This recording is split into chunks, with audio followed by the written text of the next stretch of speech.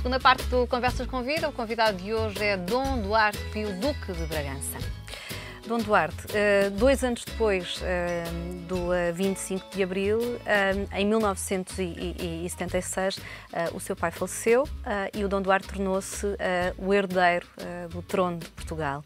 Recentemente, numa entrevista que até falávamos há pouco, que o Dom Duarte deu ao El País, o jornal caracterizou-o como um rei sem reino. É assim que se sente?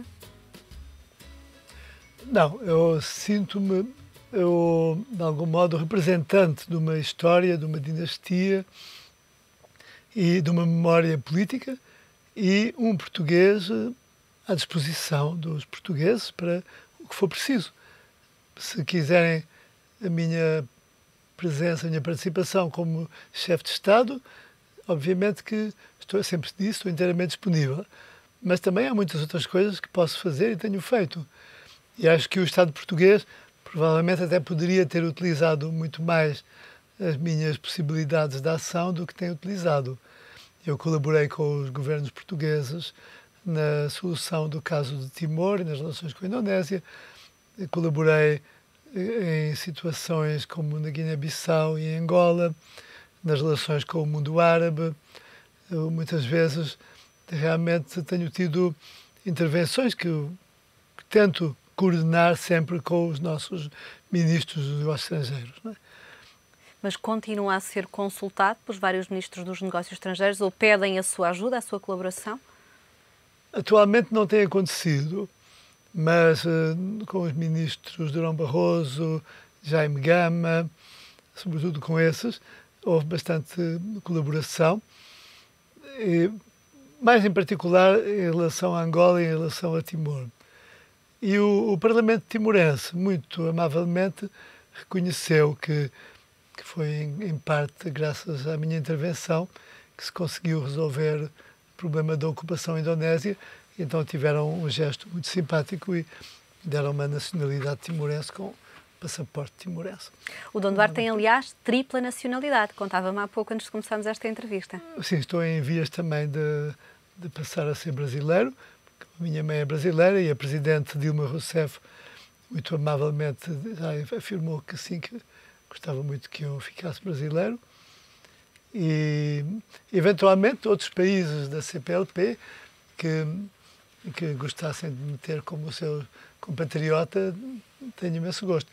Tenho colaborado com Angola, Cabo Verde, Guiné-Bissau, particularmente mais com a Guiné-Bissau. Quando o Dom Duarte dizia agora que recentemente os ministros dos negócios estrangeiros não pedem a sua colaboração, por que é que acha que isso acontece? Não tem havido ocasião para isso, não é? Não tem surgido oportunidade. Mas acha que o Dom Duarte podia dar um contributo importante para a diplomacia portuguesa? Em alguns casos, sim. Por exemplo? Bom, há países com os quais a situação é complicada, como o caso da Guiné-Bissau, por exemplo, não é? Mas eu dou-me muitíssimo bem com todos os grupos políticos e todas as chefias tradicionais e chefes de tribo na Guiné. E eu já me ofereci a minha ajuda ao Dr. José Ramos Horta, que vai agora como delegado especial das Nações Unidas para a Guiné. E ele disse-me que sim, que iria aproveitar o meu apoio.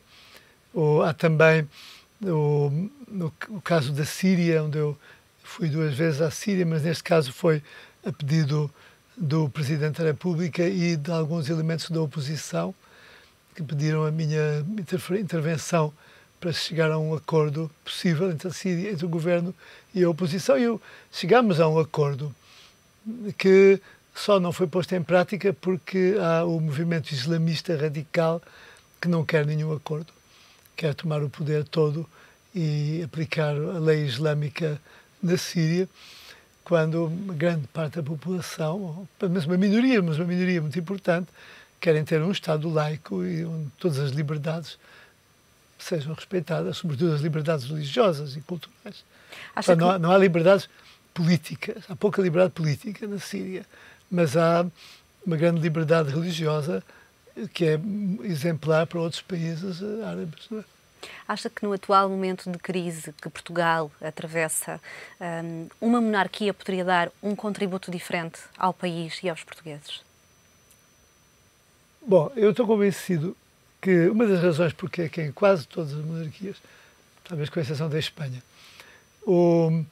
não há uma crise grave financeira, como temos em Portugal, é porque, de algum modo, os reis e as rainhas, como são completamente independentes, não têm ligações aos partidos políticos, são escutados e aceitos por todos os lados.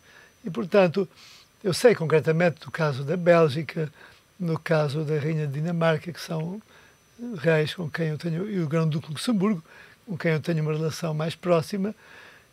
De facto, eles aconselharam muito e colaboraram muito para que a oposição e o governo, em conjunto, evitassem entrar em situações perigosas. Portanto, o Dom Duarte acha que poderia ser uma peça importante no consenso político em Portugal, é isso? Eu acho que provavelmente nunca teríamos chegado a esta situação de falência fraudulenta, praticamente, em que o regime português chegou, se tivesse havido capacidade de haver um verdadeiro juiz, um verdadeiro Supremo Magistrado, Supremo Juiz, que pudesse controlar um pouco os desvarios e os exageros dos governos, por um lado. E depois também há o problema da corrupção, não é?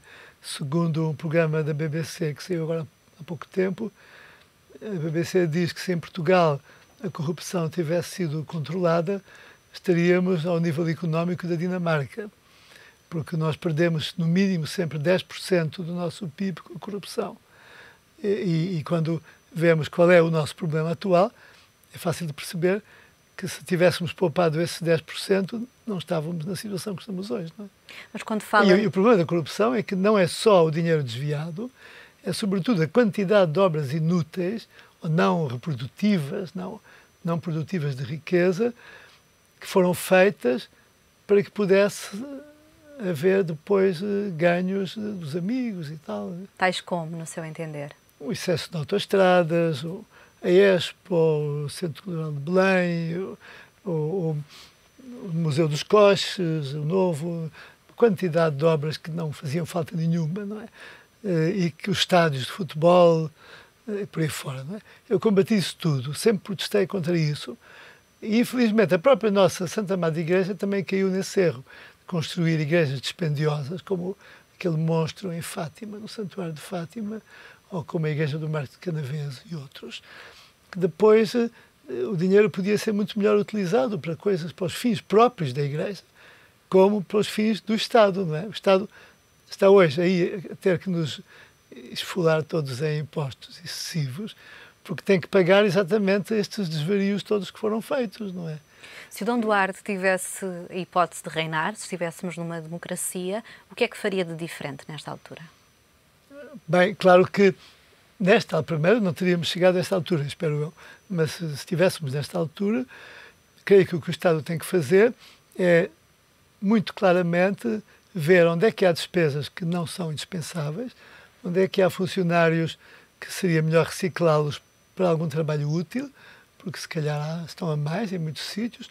Nós tínhamos 200 mil funcionários em 1974, hoje temos 700 mil, creio, não sei se já diminuíram alguns. Portanto, certamente que há gente a mais. Teria que encorajar diretamente a produção. Todos aqueles portugueses que fazem coisas fantásticas, que produzem produtos de grande qualidade, que são ou simplesmente muito bons, que são exportados para todo o mundo, mas que têm como principal dificuldade o Estado português. O Estado português tem sido sempre o grande empecilho da produtividade, da criatividade. O tempo que demora a dar licenças, as dificuldades todas levantadas, burocráticas, e uma parte da burocracia, eu acho que existe para autojustificar a necessidade de tantos órgãos, organismos, funcionários, etc. Quando o Dom Duarte diz que certamente existirão funcionários públicos a mais, quando deu esse exemplo de números, acredita que o Governo tem razão quando fala naqueles cortes de 4 mil milhões de euros e que esses cortes têm de passar pelos funcionários públicos, pela saúde, pela educação? Obviamente que seria muito mais simpático dizer que não, e dizer que, coitadinhos, coitados, todos são gente que trabalham e que merecem todo o seu lugar.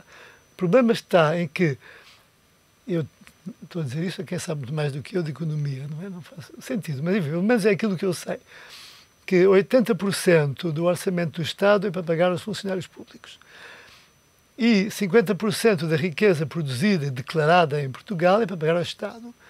E, portanto, se o Estado quer realmente reduzir os seus custos, ou corta uma quantidade de outras coisas que tem cortado, não é? Subsídios aqui e ali e tal, enfim, mas que toda a gente sente muito a falta e, claro, há subsídios que são absurdos, são exagerados, mas há outros que efetivamente fazem muita falta. Mas isso ajuda muito pouco, porque só vai cortar em 20% do orçamento do Estado, não é? Os 80% restantes são funcionalismo. E, portanto, nós todos que temos pena, obviamente, dos desempregados, mas temos que pensar se justifica que paguemos a pessoas cujo trabalho não é indispensável. Eu vejo a Suécia, que sempre foi dado como um modelo do Estado social e um exemplo de socialismo moderno. Na Suécia hoje, no ensino público, os professores são promovidos pelos resultados que obtêm, não por ficarem mais velhos ou por terem mais anos de trabalho. E, portanto, os que não têm vocação e que ensinam mal vão trabalhar para outro sítio ou vão para desemprego, não é? Mas não ficam a empatar os alunos, não é? O ensino é a única atividade económica em que ninguém liga à opinião dos clientes. Os clientes do ensino são os alunos. Não é? Ninguém quer saber se os alunos estão contentes, se não estão, se aquilo que eles estão a aprender serve para alguma coisa. Eu acho que metade do que os alunos aprendem no nosso sistema escolar é rigorosamente inútil. E é perca de tempo. E uma grande parte dos professores não tem vocação, ou não tem capacidade, não estão preparados, e, portanto, devia-se promover os bons professores e deixar abrir as portas a novas vocações, não é? Isso por um lado. Portanto, em todos os setores do Estado há gente que trabalha muito, muito dedicada, e há uma data de indivíduos que só empatam e atrapalham.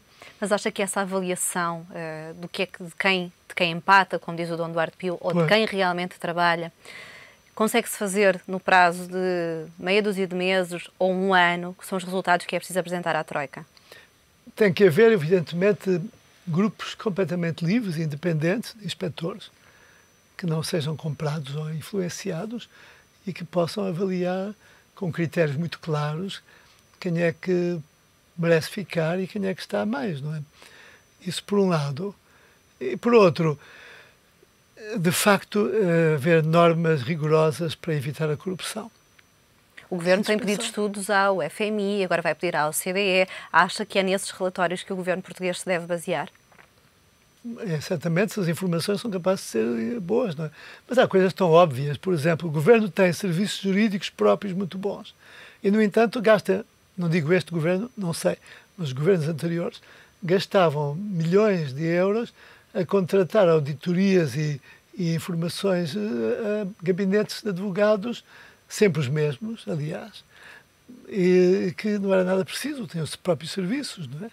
Quando diz que é preciso, que existe realmente a necessidade de reduzir despesa, de repensar o Estado, acha que os portugueses recebem esse exemplo de cima? Não recebem nada. Ao contrário, o exemplo de cima tem sido, até agora, muito mau.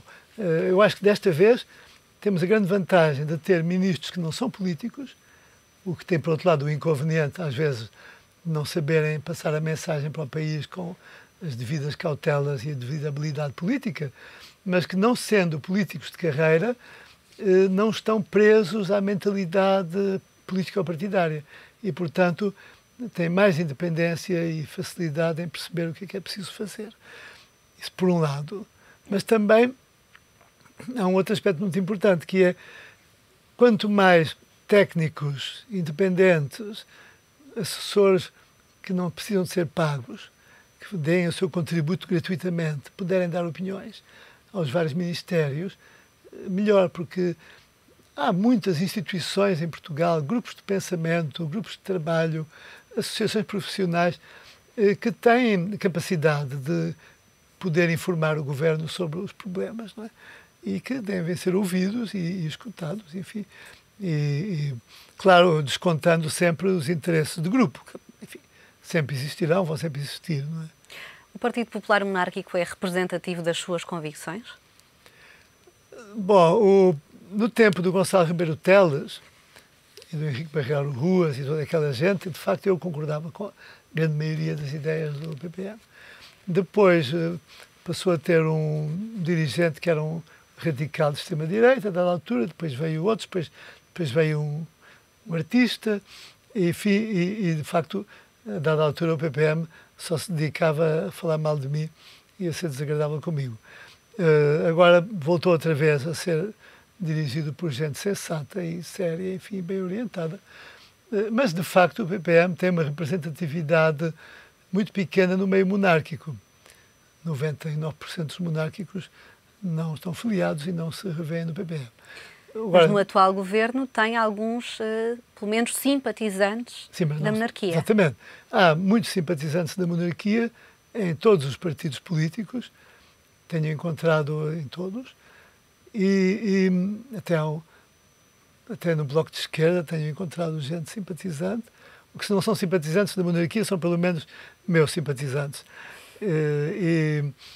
Muitos presidentes das câmaras, gente sindicalistas, etc., com quem me dou muito bem, com quem converso e convivo. Mas em particular, pelo menos num dos partidos do governo, no CDS, também tem alguns simpatizantes.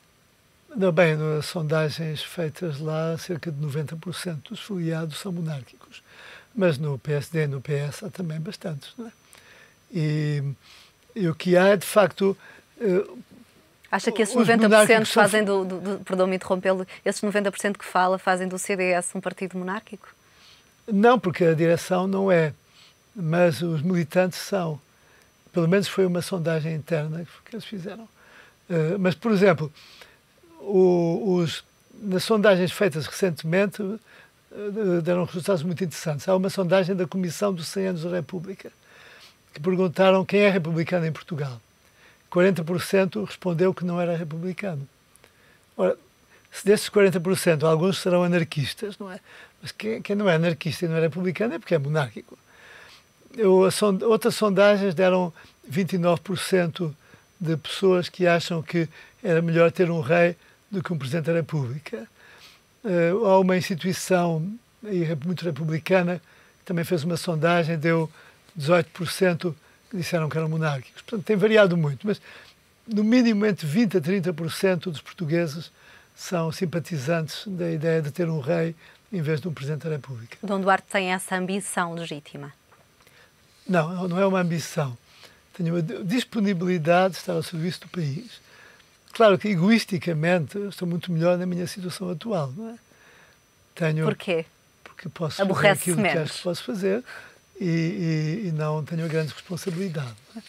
Mas acho que todos temos a obrigação de estar ao serviço de Portugal, todos, desde um pedreiro da rua ou da construção civil até um dirigente político, e que todos temos que fazer o melhor pelo país que podemos fazer no nosso lugar, no voluntariado, na profissão e tudo. E quem representa uma família que está ao serviço de Portugal há 900 anos, como é o meu caso, temos ainda muito mais obrigação. Os meus filhos e eu temos ainda muito mais obrigação do que talvez a maioria dos portugueses. E o seu filho mais velho, que já tem, salvo erro, 16 anos, tem também essa vontade? Tem, todos eles têm essa preocupação do que é que podem fazer pelo país, mas ao mesmo tempo aproveitar a sua juventude, enfim, viver como todos os outros camaradas deles no ensino, etc., na sua vida de amigos, mas eles sabem e sentem que têm uma responsabilidade especial para com Portugal. Dom Duarte, antes de terminarmos, há ainda uma questão que gostaria de lhe fazer. A família real espanhola, como é do conhecimento comum, recebe dinheiro do orçamento do Estado. Em Portugal, como é que acontece? Não, em Portugal não recebemos nada. E o que acontece é que a família real espanhola custa menos ao Estado espanhol do que a maior parte das presidências da República na Europa, não é? E incluindo a nossa. E, portanto, eu acho que se eu estivesse nesse lugar, eu não iria receber dinheiro do Estado, só para pagar as viagens oficiais e as despesas oficiais de representação. Como, aliás, o Príncipe Carlos de Inglaterra também declarou que, quando fosse rei, não queria receber nada do orçamento do Estado, só mesmo as missões concretas que tem que desempenhar, não é? Que é o que acontece com o Dom Duarte e com a sua família, nas Sim. deslocações. Não, isso sou eu que pago as minhas viagens, por isso é que viajo sempre em turística e procuro os bilhetes mais económicos, embora sempre na TAP, claro, e nas companhias portuguesas, enfim, já tenho viajado noutras companhias portuguesas muito boas também, mas realmente pago sempre os meus bilhetes. Dom Duarte, foi um gosto entrevistá-lo neste Conversas com Vida. Até uma próxima oportunidade. Muito obrigado. Então, o ponto final deste programa, já sabe, é todas as semanas aqui no ETV que damos mais vida às suas conversas.